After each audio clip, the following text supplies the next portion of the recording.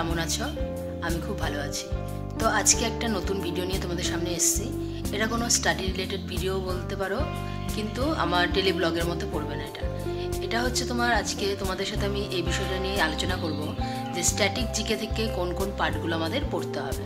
তো স্ট্যাটিক জিকেটা হচ্ছে আমাদের গভর্নমেন্ট জবের জন্য, তুমি রেল বলো, ডাব্লিউবি বলো, এনি এক্সাম বলো, খুব ইম্পর্টেন্ট একটা পার্ট কিন্তু। কারণ স্ট্যাটিক জিকে থেকে প্রচুর কোশ্চেন কিন্তু দিয়ে থাকে প্রত্যেক বছর। তো আমি তোমাদের সেই চ্যাপ্টারগুলো নিয়ে আলোচনা করব যে স্ট্যাটিক জিকে থেকে কোন কোন চ্যাপ্টারগুলো ভালোভাবে পড়তে হবে, এগুলো তোমাদের সাথে আলোচনা করব। তো তোমাদের দেখায় কোন কোন চ্যাপ্টার পড়তে হবে স্ট্যাটিক জিকে থেকে, তোমাদের এক একটা চ্যাপ্টার ভালো করে বুঝিয়ে দেবো, আর ভালোভাবে কোন কোন চ্যাপ্টারগুলো পড়তে হবে সেগুলো আমি তোমাদের জানাবো। তো ভিডিওটা দেখো, তাহলে বুঝতে পারবে। আশা করছি ভিডিওটা অনেকটা ইনফরমেটিভ হবে এবং তোমাদের অনেকটা হেল্প হবে। দেখো, স্ট্যাটিক জিকের কিছু ইম্পর্টেন্ট টপিক রয়েছে এখানে। তো ফার্স্টে রয়েছে দেশ আর রাজধানী। দেশ আর রাজধানী বলতে আমাদের ওয়ার্ল্ডে যতগুলো দেশ রয়েছে আর তাদের রাজধানী, সেগুলো আমাদের ক্যাপিটাল সিটি বলতে পারো, এগুলো আমাদের পড়তে হবে। যেমন আমাদের ভারতের ক্যাপিটাল সিটি কি? দিল্লি। তো এরকমভাবে প্রত্যেকটা দেশের রাজধানী আমাদের কিন্তু পড়তে হবে, কারণ প্রত্যেকটা এক্সামে একটা করে কিন্তু এরকম দিয়ে থাকে। দেখো, যেমন আমাদের ব্রাজিল বলো, ফ্রান্স বলো, প্যারিস বলো, এরকম কি প্রচুর দেশ রয়েছে, তাদের ক্যাপিটাল সিটি কি সেগুলো আমাদের জানতে হবে। তারপর রয়েছে মুদ্রা। কোন দেশের মুদ্রাকে কি বলে? ভারতের মুদ্রাকে কি বলে?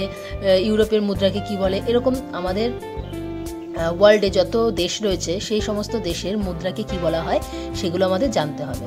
এখান থেকেও কিন্তু একটা দুটো কোশ্চেন থাকে। প্রত্যেকটা টপিক থেকে কিন্তু একটা করে কোশ্চেন কিন্তু আমাদের এক্সামে দিয়ে থাকে, যে কোনো এক্সাম বলতে পারো। তারপর রয়েছে দেশীয় ও আন্তর্জাতিক সীমারেখা। দেশীয় ও আন্তর্জাতিক সীমারেখা মানে কি? আমাদের যে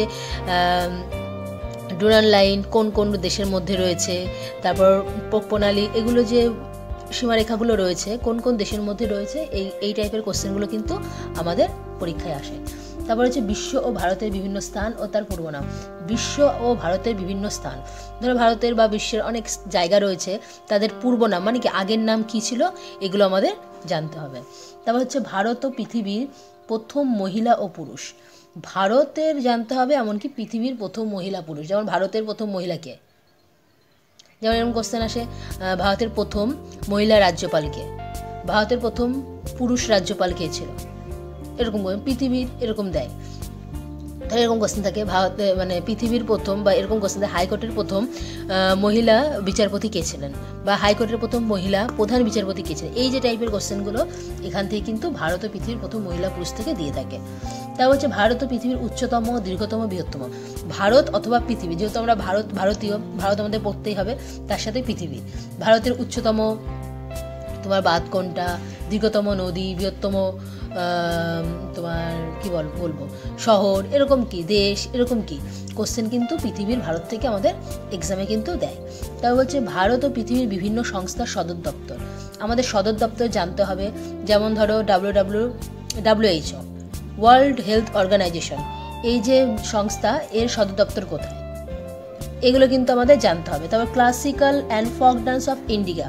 ক্লাসিক্যাল ডান্স জানতে হবে, ফোক ডান্স জানতে হবে। যেমন হচ্ছে ছৌ নাচটা কোন রাজ্যের, তারপর হচ্ছে ভারতনাট্যম, এই নাচটা কোন রাজ্যের, এগুলো কিন্তু আমাদের ইন্ডিয়া থেকে জানতে হবে। পুরস্কার ও প্রাপক, কোন পুরস্কার কে পেয়েছেন, যেমন ভারতরত্ন পুরস্কার কত সাল থেকে দেওয়া হয়, প্রথম কে পেয়েছেন, এই যে কোশ্চেনগুলো কিন্তু আমাদের পড়তে হবে। তারপর পড়ব চরিত্র ও স্রষ্টা।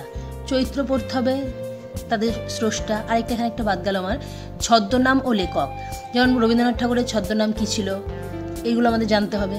বিভিন্ন বিষয় সংক্রান্ত বিদ্যা, বিভিন্ন বিষয়, যেমন ধরো পক্ষীবিদ্যা বা এরকম অনেক বিদ্যা রয়েছে, সেগুলোকে কি বলে, যারা পাখি নিয়ে গবেষণা করে, এই সমস্ত বিদ্যাকে কি বিদ্যা বলে, এগুলো আমাদের জানতে হবে।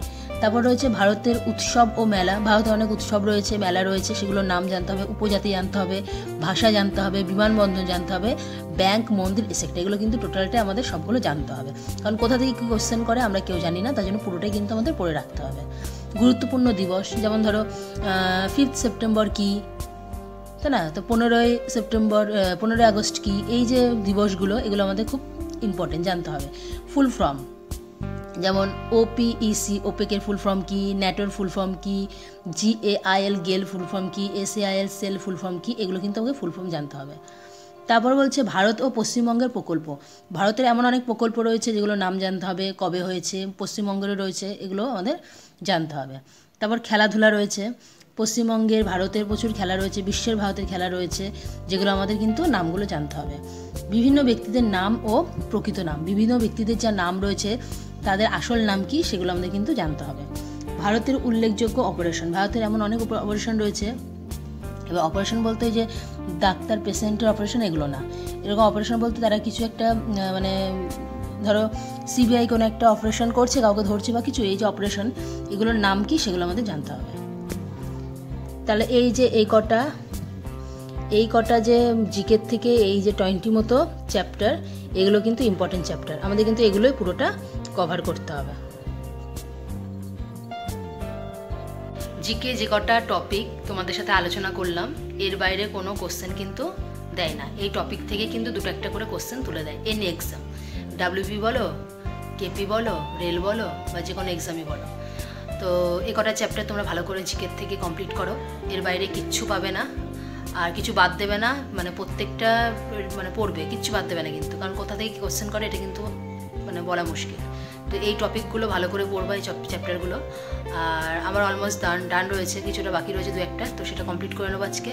আর তোমরা কোন বুকস ফলো করবে, তোমরা হচ্ছে WBCS বুকসটা ফলো করতে পারো বা ইবুক ফলো করতে পারো, সেখানে খুব ভালোভাবে দেওয়া রয়েছে। আর যে কোনো টপিক যদি তোমাদের প্রবলেম হয় বা নেই বা বুঝতে অসুবিধা হচ্ছে, আমাকে কমেন্ট করো, আমি তোমাদের PDF করে দিয়ে দেবো, গ্রুপে দিয়ে দেবো।